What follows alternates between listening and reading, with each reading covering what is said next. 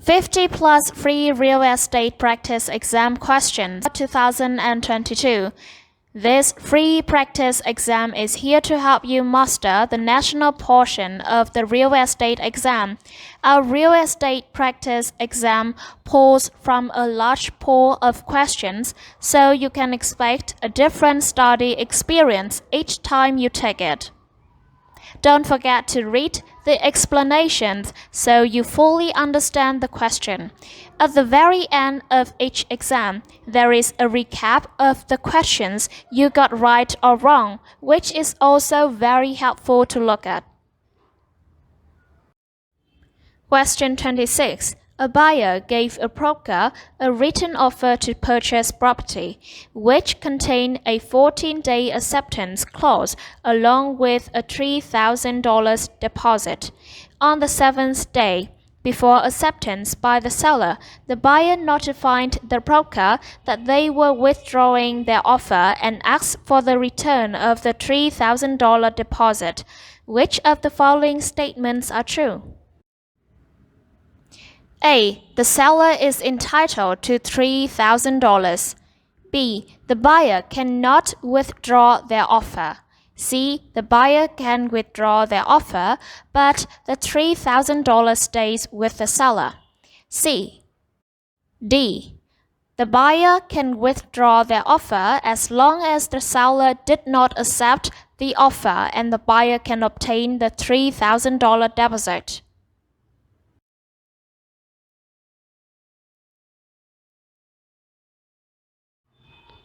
Answer D. The buyer can withdraw their offer as long as the seller did not accept the offer and the buyer can obtain the $3,000 deposit.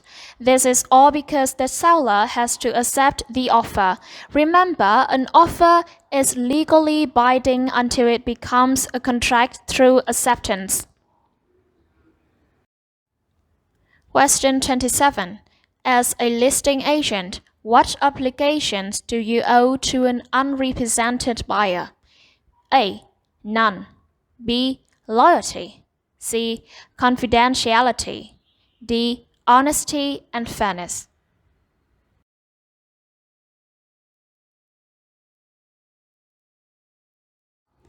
Answer D. Agents or brokers function under certain legally mandated duties called fiduciary duties. Fiduciary duties include loyalty, confidentiality, disclosure, obedience, reasonable care and diligence, accounting, and more.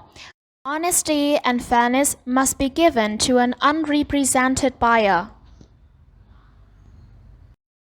Question 28. Steve, a real estate agent of 5 years, was at his local coffee shop with some agents from other offices. The subject of commissions came up, and agents began to compare the commission rates. What should Steve do? A. Excuse himself from the discussion, as this could constitute a violation of the Equal Credit Opportunity Act. B. Excuse himself from the discussion, as this could constitute a violation of the Fair Housing Act.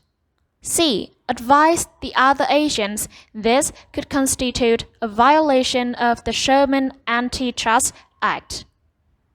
D. Listen carefully so he can be more competitive in the market.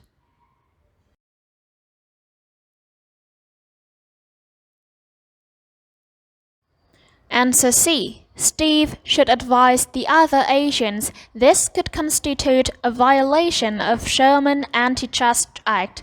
The Sherman Antitrust Act prohibits price fixing. Real estate agents and brokers should understand that any discussion about commission could constitute a violation of the laws even if only implied. Question 29.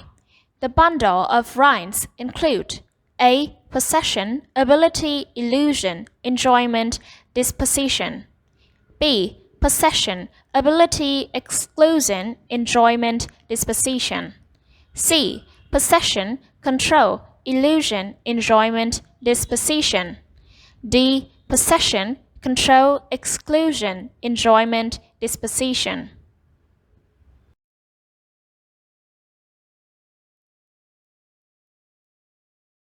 Answer D. Owning real estate carries with it a bundle of legal rights. The bundle of rights is the right of possession, the right of control, the right of exclusion, the right of enjoyment, and the right of disposition. When a person purchases property, he or she is given the rights to the property. Interestingly, the rights can be split up and given to different parties. Think of the bundle of rights as a bundle of sticks. Question 30. What is the agency responsible for the enforcement of the Fair Housing Act? A. Department of Justice. B. Federal Housing Administration. C. Department of Housing and Urban Development. D. Federal Department of Justice and Urban Standards.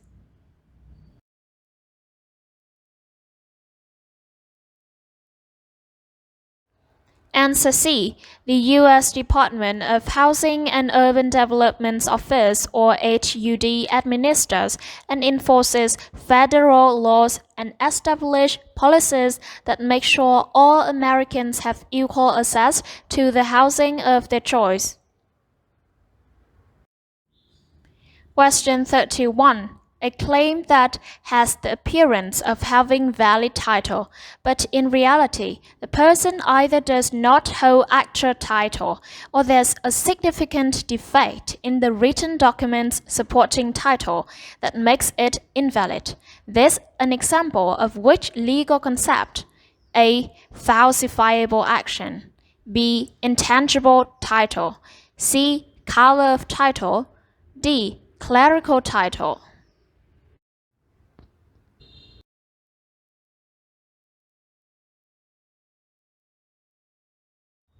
Answer C. Color of title refers to a claim to title that appears to be legally valid but may be defective. This legal concept is often discussed in adverse possession claims. If adverse possession is claimed under color of title, usually the claims are met sooner or in an easier fashion.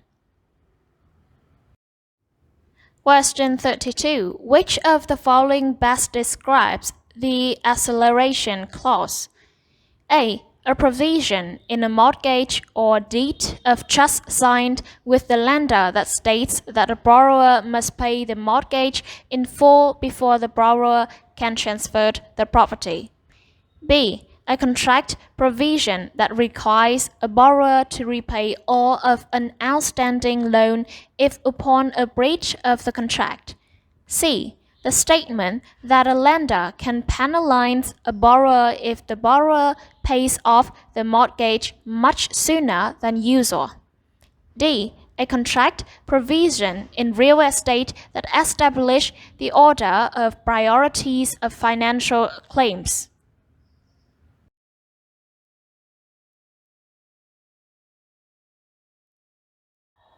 Answer B. The acceleration clause is a contract provision that requires a borrower to repay all of an outstanding loan if upon a breach of the contract. Question 33. All of the following will void an offer except A. An offer from a third party. B. A counter offer by the offeree. C. Cancellation of the offer before it's accepted. D. A death of the offerer before the offer is accepted.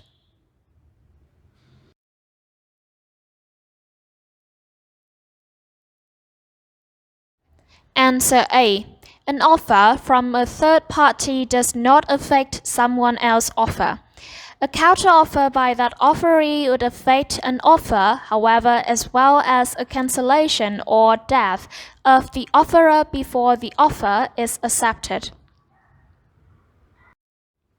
Question 34.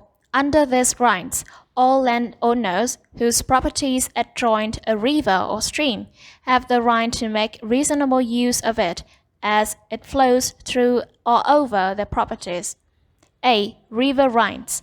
B. Ad valorem rights. C. Littoral rights. D. Riparian rights.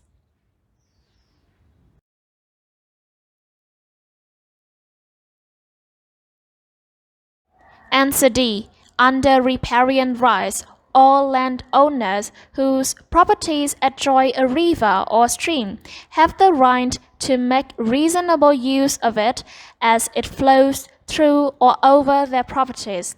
The only limitation owners have is they cannot stop or prevent the flow of water. Riparian rights vary from state to state, but most grant unrestricted use. Unrestricted use means owners have the right to access it for swimming, boating, and fishing built docks. Question 35. Commingling is the opposite of what? A. Separation. B. Contribution. C. Combination. D. Transformation.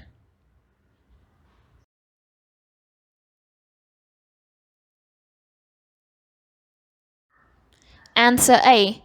Commingling refers to mixing brokers' funds with clients' funds. The opposite of commingling is separation, which is just separating the funds. Question 36. Richard is renting property from Becky. Richard is on a month-to-month lease agreement. This past month, he did not pay his rent. Richard's interest would be classified as A. Estate of will. B. Estate of sufferance. C. Estate of periodic tenancy. D. Estate for years.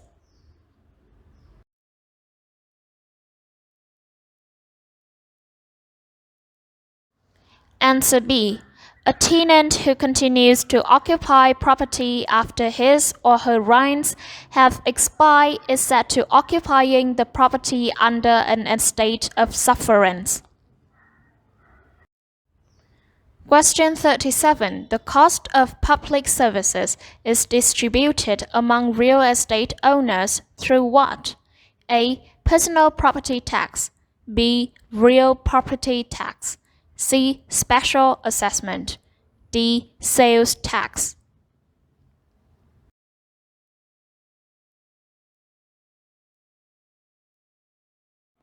Answer B. Property tax is an ad valorem tax assessed on real estate by a local government and paid by the property owner. Public services for real estate owners are paid by real property tax.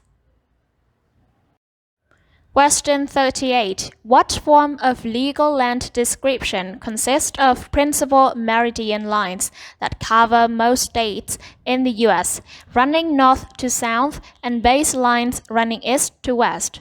A. Lot and block. B. Metes and bounds. C. Public square system. D. Rectangular survey system.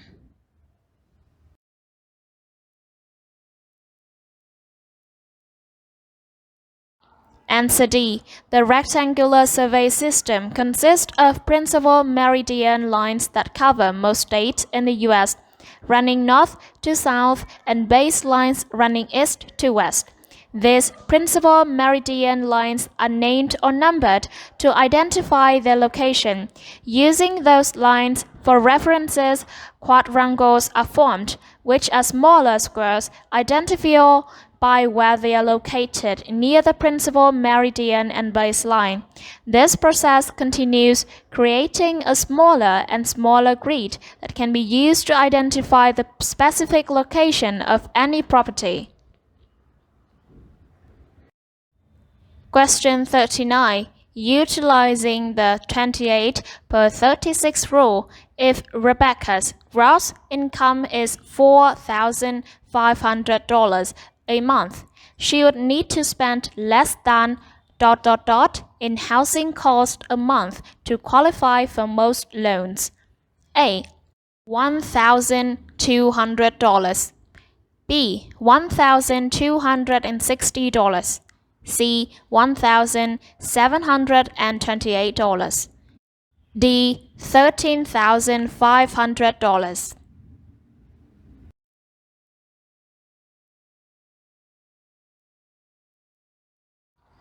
Answer B. According to the 28 per 36 rule, she would need to spend less than $1,260 in housing cost a month to qualify for most loans. All you do is multiply 28 to her monthly income. This is useful for agents to work with clients to determine what loans they can qualify.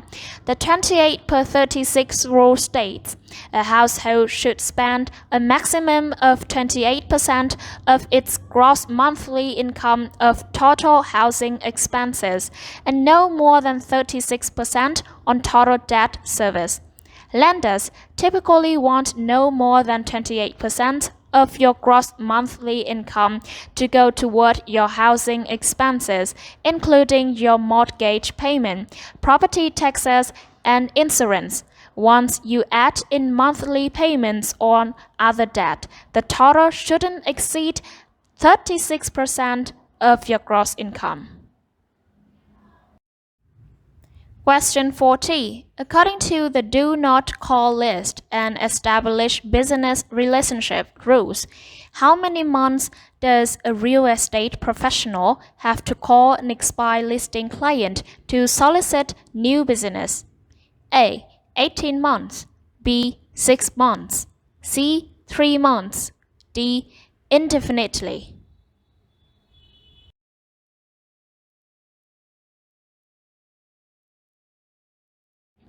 Answer A. In this example, the answer is 18 months. Established business relationship means a relationship between a seller and a consumer based on the consumer's purchase, rental, or lease of the seller's goods or services or financial transactions between the consumer and seller within the 18 months.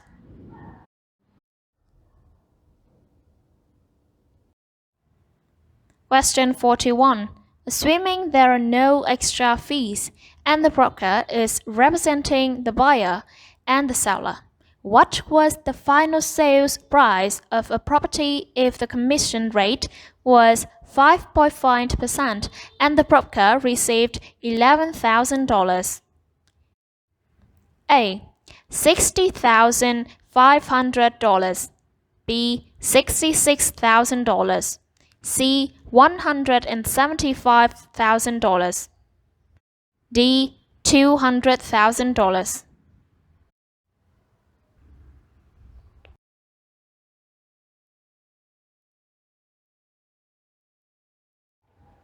Answer D. The formula for finding commission is pretty simple. Just times whatever percentage you have by the total price of the house. In this case, they give us the rate and what the broker received, so we have to adjust the steps. In order to find the commission, you can take $11,000 and divide it by the percentage, which is 0.55, making your total $200,000. Alternatively, you can take the answers below and multiply each one by 0.55, and whichever matches the broker's commission is the correct answer. Question 42. There are three main forms of depreciation. What are they? A. Major obsolescence, minor obsolescence, and physical deterioration. B. Seasonal obsolescence, quarterly obsolescence, and yearly obsolescence. C. Seasonal obsolescence, economic obsolescence, and physical deterioration. D. Economic obsolescence, functional obsolescence, and physical deterioration.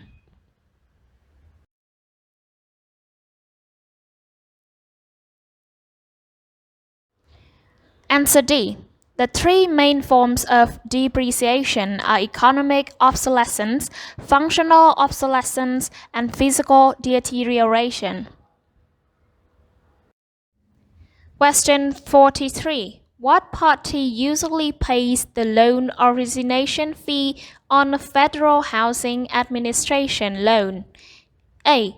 The bank. B. The broker. C. The borrower. D. The real estate agent.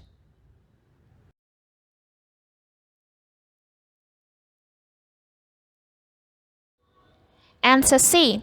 Typically, the party who usually pays the loan origination fee on a federal housing administration loan is the borrower. The origination fee covers the borrower's right to obtain FHA-backed financing, so it is traditionally paid by the borrower. FHA loans are mortgage issued by an FHA-approved lender and issued by the FHA, which is the Federal Housing Administration. FHA loans are sought after because they require lower minimum down payments and credit scores than many conventional loans. Question 44. What is the total quantity that buyers are willing to buy at a given time at certain prices? A. Price. B. Supply. C. Demand. D. Buyer's total.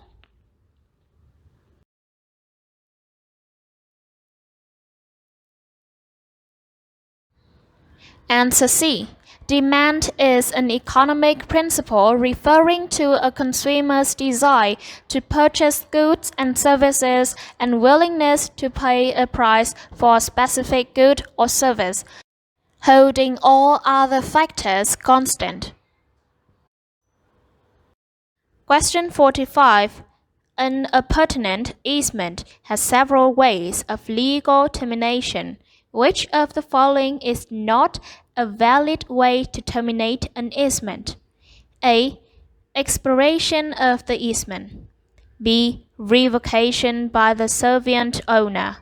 C. Release by the dominant tenement owner. D. A merger of both the servient and dominant parcels.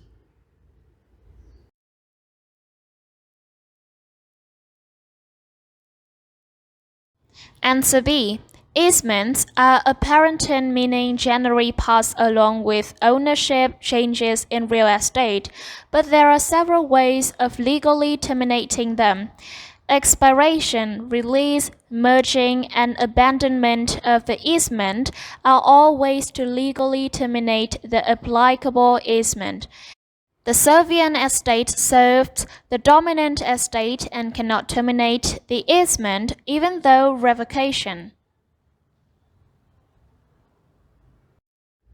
Question 46. Which of the following is an example of economic obsolescence? A. Broken shingles. B. Old shaggy carpet. C. Flight patterns above your house. D. A large set in the backyard that is rotted.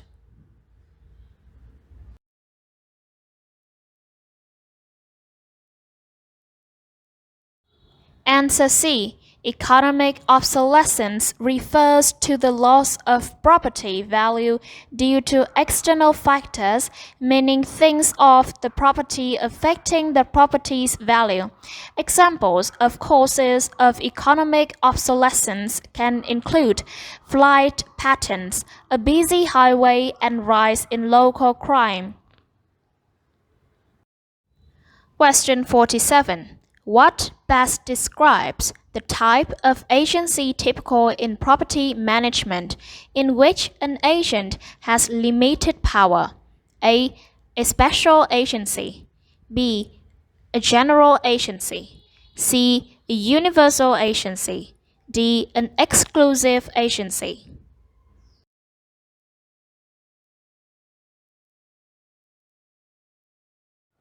Answer B. A general agency in real estate is where an agent has limited power. This is very common in property management situations. Question 48. A property owner enters into a listing agreement with an agent. The seller obtains a buyer for the house, but the agent receives a commission. The listing agreement between the agent and the property owner was probably A. An open listing, B. A closed listing, C. An exclusive agency listing, D. An exclusive right to sell listing.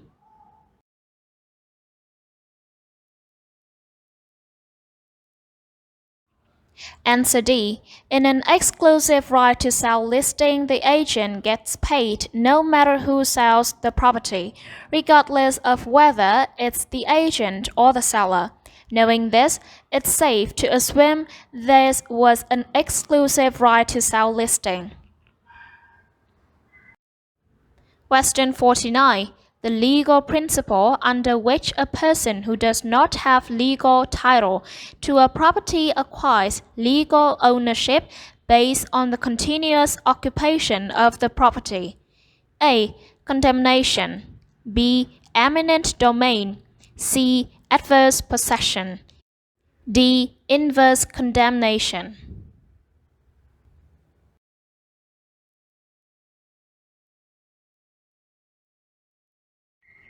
Answer C. Adverse possession is a legal principle under which a person who does not have legal title to a property acquires legal ownership based on the continuous occupation of the property. If successful in proving adverse possession, the person or parties are usually not required to pay the owner for the land. Question 50. Is replacement cost and reproduction cost the same thing? And if it is different, what is the difference? A. Yes, they are the same thing. B. No. The reproduction cost process looks at the cost of creating an exact replica, while with the replacement cost process, it looks at the cost of replacing an insured property with one of similar functionality. C. No. The replacement cost process looks at the cost of creating an exact replica, while with the reproduction cost process, it looks at the cost of replacing an insured property with one of similar functionality. D. No. The replacement cost is used exclusively in financing situations, while the reproduction cost is used exclusively in construction business areas. It's banking vs construction.